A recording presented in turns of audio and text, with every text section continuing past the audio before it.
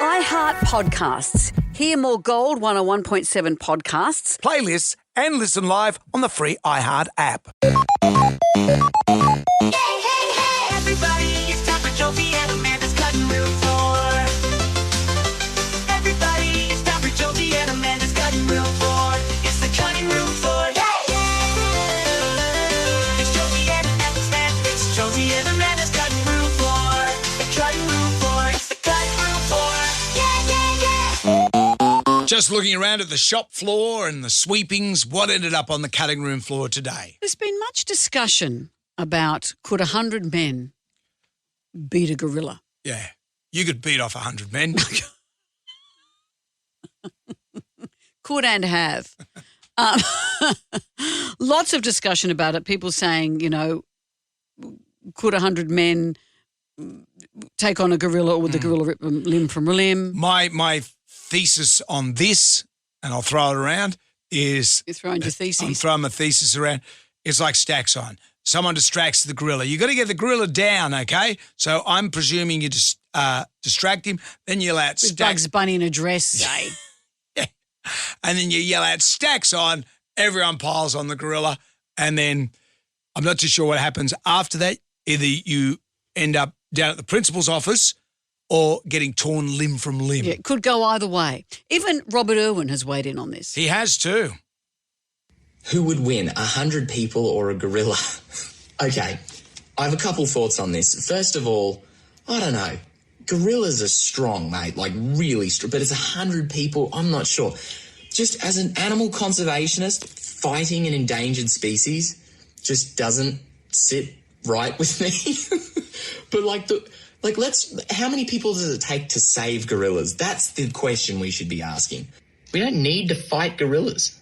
Maybe let's just let this one remain a mystery. Oh, keep it in church, hippie. Well, I'll tell you what Channel 7 News has done. 7 News has compiled an irreverent list of 100 Aussies that they're backing to take down a gorilla. Mm-hmm. Number 100 is Margot Robbie. Yeah. 84 is Gordon Tallis. Oh, yeah, the raging bull. A bull would beat a gorilla. Well, they're saying Robert Irwin, number 69, and Bindi, number 70. Oh. Chris Brown. Dr. Chris Brown. 67. He would sedate it, no doubt, Actually, with some fruity Lexia. Would that be cheating? What about Blinky Bill? No. ScoMo was number 61. Yeah. Are we on this list? No. Oh, that's a bunch of bullshit, I tell you Seven. who is, though. Well, you know what, because we do. What? We distract. I'd dress up. Like Bugs Bunny in a like dress. Bugs Bunny in a dress. And while he's beguiled by me, you'd pile on top of him. And then, well, why am I doing a pylon? Because then at some point he has to get up. He's not sedated. Ray Maher is number 76. Yep, flaming gorilla. The Not Happy Jan lady is number 58. Yeah, fair enough. You're taking all this well. Corey Worthington, number 45. Have you seen Corey Worthington lately? No. He's got this ridiculous neck tattoo. It's one of those ones that makes you look like you're wearing a neck brace. Who knew that he'd be the type to get a neck tattoo? What about Barking Dog Man is number 33? That would distract the gorilla. Yes. Bark like a dog and then have your head ripped off. We've got to put a crack squad together. You're going to show it your crack. That would help. Who else have we got here? Sam Kerr, Chris Lilly. Yep. Why aren't we on the list? Was Paul Gallen on the list? Yes, he is. There he is on the list. Bluey's dad, a cartoon, was going to take him on. What about Bob Hawke? He's dead. Yeah. Bob Hawke's number 11. Who are they saying is it? Not the top 10? Give us the top 10. Number 10, Sharon Strzelecki. Yep. Number 9, Democracy Manifest guy. Well, he's dead, but yes. A succulent Chinese meal. Number 8, Kathy Freeman. Yes. 7, Jimmy Barnes. Look, he's just had his hips done. Yeah, and he's but back. still, no, he's a fully operational Barnes. He'd give you a headbutt, probably. He would. I'll see you, Jimmy. Well, I'll tell you who'd give you a bad headbutt. Ned Kelly, who's number 6. At least you wore a mask. Yep. Number 5, Healthy Harold. Was that a giraffe? Well, how does that make sense? Number 4 is Shane Warne, who's no longer with us. Yep. Number 3 is Spanian. Who's that? Oh. Who's Spanian? Spanian. Is there a little Gen Y Z around? No, there's no. Something that Gen Y's. Let me Google Have a Google of Spanian. Sorry, everyone's smoking. I'd like to know. Do you want me to Google it? Let's do quick draw my Google. See how quick you are, friend. Right, let's do Spanian. Spanian. Speak can hold more than it's Spanian. Spanian. Is it a kebab? Spanian. There we go. No, it's a Spanian YouTuber. travels the world, walking through some of its most dangerous and notorious neighbourhoods to see how life really is for people in these places. And then I also looked up a Spanian kebab. Maybe the kebab could take it on. God. So that's number 3. Right. Number 2, Crocodile Dundee. Oh, yeah, out of the way, dopey. And number 1, Steve Irwin. Of course. If our number 1 is someone who's no longer alive, how are we going to do this? Come I on. think this is a thesis. I've got no confidence in it. This is just a thesis, and I'll throw it at you. Hey everybody, it's time for Jonesy and Amanda's cutting room tour. On the cutting room floor today, a Greek woman has filed for divorce after ChatGPT reads husband's affair in a coffee cup. What's happened? So in a bizarre mix of old traditions in cutting-edge tech, the Greeks, they like you get your coffee in the bottom, they reads your future. Future is you'll be going to the toilet in half an hour. So the ChatGPT has read her husband's coffee cup. She's been married for 12 years, and she got the coffee So she grounds. took a photo of it, Took a photo. sort of gave it to ChatGPT, and what did ChatGPT say? The result, ChatGPT told her that her husband was having an affair with a younger woman who was determined to tear their family apart. This from the coffee grinds, This is from the coffee grinds. not but- from the other photo she uploaded as well. No, but ChatGPT, if he was a French guy, you just go, well, duh, that was going to happen. But the Greeks, she's just looked into that and thought, well, boom, that's pretty much it. So she took that as gospel. That is gospel. A lot of people do take it as gospel. One of my son's mates works for a council. I won't say which one. Which one? But he had a blinding hangover, been out the night before on the piss, and knew that he had to do this presentation about local infrastructure around the council. And this particular infrastructure pertained to drains and things like that, concrete culverts, very boring sort of stuff. Anyway, he used ChatGPT to come up with it. Right. And he did this presentation just reading verbatim what ChatGPT had written. And the council was so impressed they actually promoted him Wow. to the next level in the council, working as a public servant. And then he started to feel a bit suspicious that people had maybe twigged to what had happened. But in actual fact, they hadn't. They just thought it was fantastic. They thought this young man, so insightful, that came up and knew so much about concrete culverts and I've infrastructure. never even heard the expression before. He's got no What was idea in about his coffee cup? it. Well, Well, you know what? My friend Anita McGregor is a university lecturer, and they have software to Yep. detect plagiarism, and now they have software to check ChatGPT. And it's interesting. I read an article about this. It might have been in Vanity Fair or something, where these top students were saying whether they'd use it or not, and it's there for them to use. Would they? And some of them were saying that, considering you go to university to learn a lot of critical thinking, yep. is it a waste then to give all your stuff to ChatGPT? But they're saying that even within a course, there are some of the subjects that you don't really need to be across. You have to pass them, Yeah. but they're not ones that matter to you. So they use it for that. So they don't fail because of a subject they don't care about, but the ones they do care about, they'll use their actual brains. My youngest is doing AI at university at the See, moment. he's one of the few people, not one of the few, but he will benefit from it. In our industry, in the creative industry, where creative writing, in advertising, my younger son wants to go into radio, those jobs are all going to disappear. You can get a chat GPT to do a podcast, to do a radio show. Yeah. You could. Be careful for what you wish for. Yeah. How do we even know that we're not? Because initially... we could be Chat GPT right now. We'd be better than this. We've if we said were. so many words on the radio, some more than other. Yeah. Looking at you. How many stories on Uranus can you do? They could just get all our words, break them up, and you've got the AI version of Jonesy because Amanda. initially all of that technology was supposed to take the drudgery out of things, but Yep. instead it's taking the creativity out of things. Yeah, you want And I'm still doing my own laundry. You want Chat GPT writing about concrete culverts Yeah. and not doing works of art. Yeah. But if we can harness that, years ago the Luddites they didn't like the loom, the weaving loom in industrial England, and they were against the weaving loom because it mechanised the process. mechanised the business. And the Industrial Revolution in the 1700s, which we ended up getting, made all these textiles. All of a sudden, all these people that used to like make individual garments, took forever to make. All of a sudden you have this machine that wiped out a whole industry. Yeah. ChatGPT, I don't think is going to do that. I think it'll be okay. Well, tell that to the people who were doing handmade rugs. They got wiped out. Yeah, but someone's still making handmade rugs right now. And then you see all those rug places that are all going out of business. Yeah. Well, they're all on sale. What about those Christmas shops that have a sale every single day? Yeah, and at Christmas time, they go 50% off. Why wouldn't you pop it up for your big days?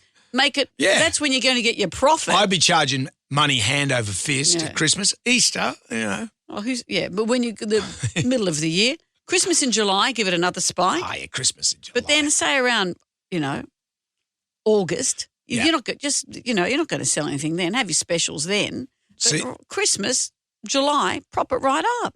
look at this chat that we just had. There's no way ChatGPT could come up with I haven't been in here for a year. I'm completely fake. Well, why is there a puddle on the seat? Damn it, you're on to me. You're leaking some coolant. Yeah. It's Jonesy Amanda's got it wrong. Yeah. It's Jonesy Amanda's got it wrong. On the cutting room floor today, Amanda. It's been some time since you and I have been on the dating circuit. Yep. But I know very well that the majority of people these days are meeting partners online. Got a couple of interesting things to run by you. This was a story I saw. A man has been held a hero when he helped a woman give birth. That's nice, isn't it? That's a nice story. Yeah. It was on their Tinder date. Yeah. So she had a 7-hour labour and he helped her give birth on their very first Tinder date.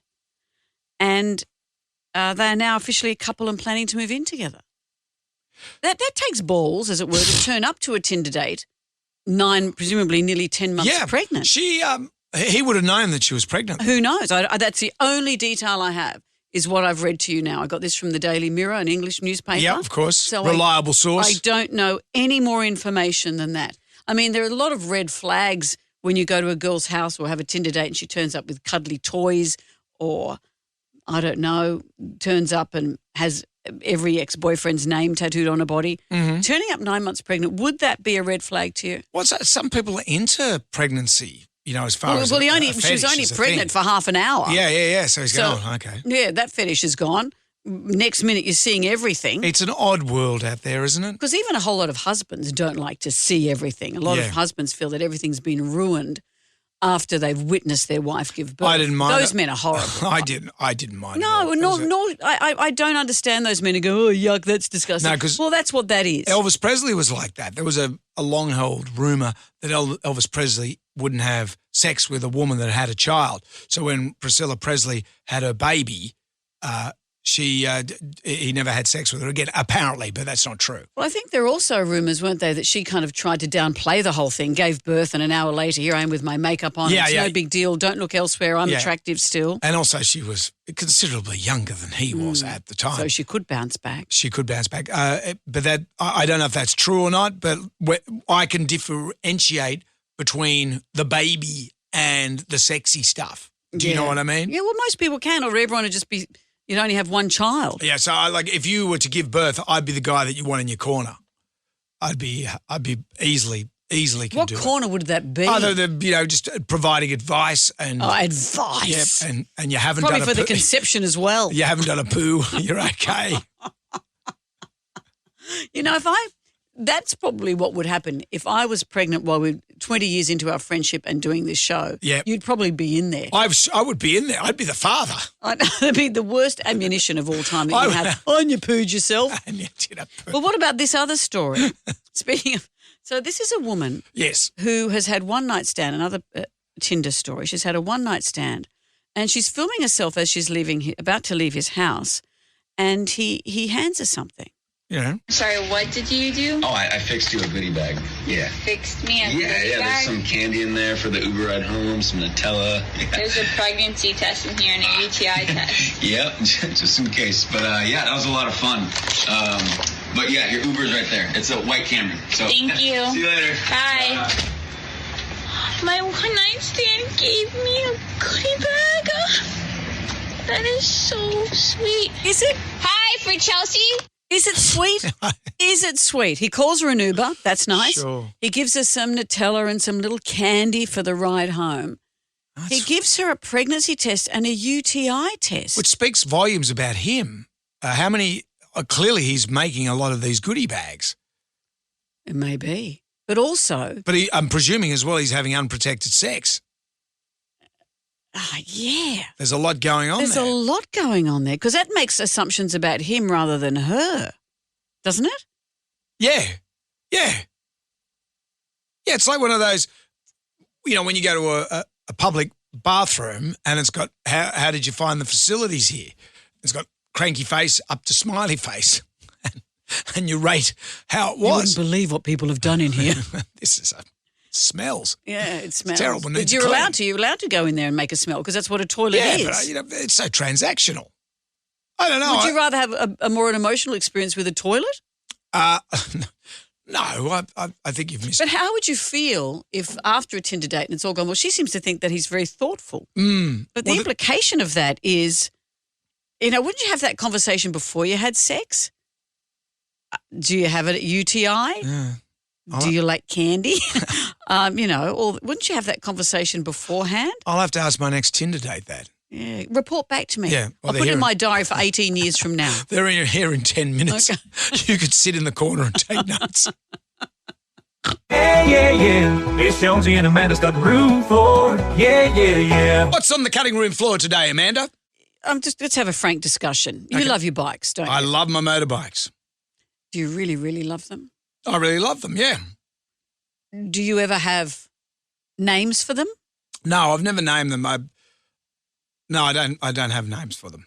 Do they each have different personalities? Yes. Well, they're all different makes of motorcycle. But I mean by that, do they have different kind of human personality traits that you would give them? Yeah, okay. Yeah, I guess they do. I've got 2 Harleys, 2 Suzukis, 1 Yamaha, and another Suzuki. Yeah, but do you think? But you've got 2 Suzukis, 2 Harleys. Would one Harley be different to the other because you have different feelings for it? Oh, okay, yeah, possibly. The Dynaglide, I've had that since brand new. I bought that in 2000. Yeah. So I still have that. So I'm very close to that. That was my very close to I it. bought it straight out of the crate. And then the Ultra Classic Harley that I've got, I bought that brand new, but that's the 3rd one of those I've had. But I still love it. Do you ever have emotional feelings around Of course it? I do, yeah. What kind of feelings? I was very sad. For example, I had a massive crash on the Dynaglide back in 2005. And as I was lying on the road, I saw the bike on its side. The petrol tank had been ripped open and there was fuel just running down the road. And there was these tendrils of smoke, exhaust smoke just coming out of the exhaust pipe. And the saddlebags were all ripped. And I just looked at it and I felt such sadness. And then I looked at my shoulder. My arm seemed to be bent the wrong way. Yeah, and the bike was feeling sorry for you, actually. And then, I think we were both looking at each other going, how are we going to get back from this? Okay, But we did. Next question. Yes. Do you ever have sexual? No, I don't. I know where you're going with this. No, I'm not one of those weirdos that goes rooting his bikes. Well, I would have phrased it more romantically. Yeah. Have you ever kissed them? No. No. I polish them. And sometimes I'll be riding along and the anniversary, say, of the Dynaglide is in, I've forgotten the anniversary. I think it's September. Look at your devastated face. It's September. So it's Rego comes around in September. And I always give it a pat on the tank as I'm riding along. And if you forgot, do you think it'd be heartbroken? It might throw me off. It might have an accident. Yeah, you got to be careful. Well, the reason I'm mentioning this is a couple of things I've seen recently. First up, this guy's name is Nathaniel. Nathaniel. And he's in love, and I mean really, really in love, Okay. with his car that's called Chase. My name's Nathaniel. I live in a small rural town in Texas. And when you last saw me a decade ago, I was in an intimate relationship with my car Chase. Morning, baby. It's him kissing it. Our handsome man. Love you, baby. It was love at first sight. His body and then his interior and everything just together just seemed to fit. And I just felt an instant connection. I just absolutely love Chase. If something were ever to happen to Chase, my heart would just stop. I just have to gather myself here. I'm sorry for all that. So he's Vicky- gay for his car. Yeah. I think he had a car accident, and that's how Chase left the building. Unfortunately, Chase is no longer a part of my life. I still think about it a lot, and it breaks my heart he's not here. I felt like he deserved better. So this is where I keep a lot of Chase's mementos. The bedroom is just a special place, and I felt like that was the perfect place for him, and nice to have him close to me. The blanket's special to me because it's got a lot of his good pictures on it. Just cute stuff like him getting a bath and us together. Oh, okay. You know, dude. But those sounds, Nathaniel, Nathaniel. You can hear him going, that's him kissing its But bumper bar. There's other models and newer models. You can get newer models, mate. Yeah, listen to you, Brendan. He's got an attachment to Chase, Yeah, but which still, leads he me... doesn't want to put up with the old hail damage and it leaking everywhere. At least she turns over every morning. What about this, though? This is a guy I saw just recently who has a thing for balloons. My love for balloons, it's also a sexual love. Oh. When I see a beautiful balloon, my heart starts to flutter and I get aroused. I'll take a 12-inch and I'll inflate it to 11-inch. That way it can take a lot of abuse. I'm holding one, hugging it. I'll kiss it. And it's like being in heaven. I mean, don't you like to hug and kiss a woman that you love? Get a lot of static electricity kissing it, wouldn't you? Make your lips tingle.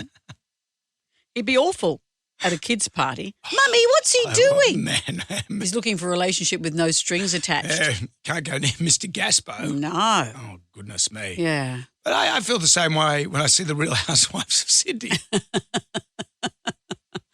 What? Yeah, balloons.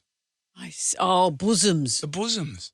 Katie Price, I was thinking more of. Oh, yeah, Katie Price. Katie Price. I reckon if you manhandled her bosoms, it'd sound like you're folding balloon animals. You started up a magic show. Hey, hey, hey, everybody, here's some more of Jonesy and Amanda's cutting room floor. Hey, hey, hey, get ready, everybody, here is some more of Jonesy and Amanda's cutting room floor. Are you ready for On more? the cutting room floor today. Well, we've spoken before about how the thumbs up emoji apparently is very triggering. Oh, that's right. for Gen It's passive-aggressive, apparently. Well, Gen Z, I mean, passive-aggressive.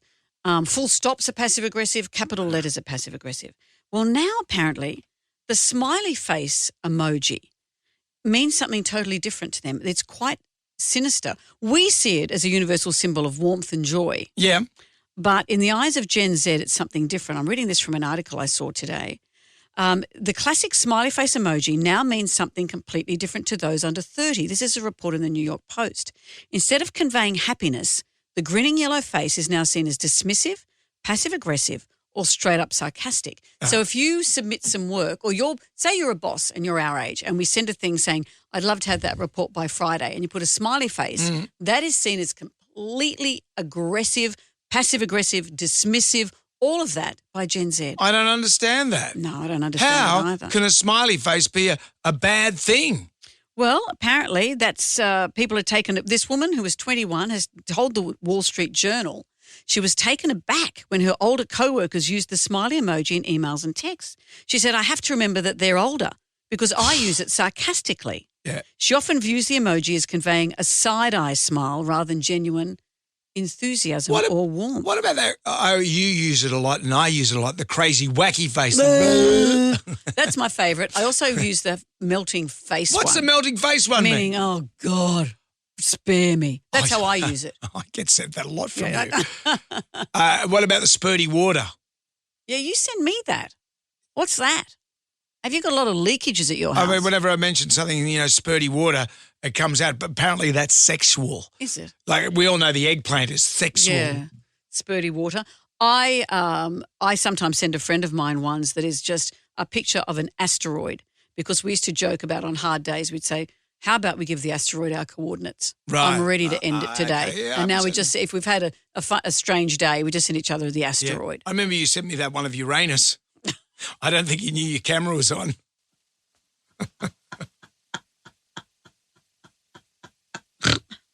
Better than the black hole. Okay, kids, that's it for today. Come back tomorrow for more of Jonesy and Amanda's cutting room floor.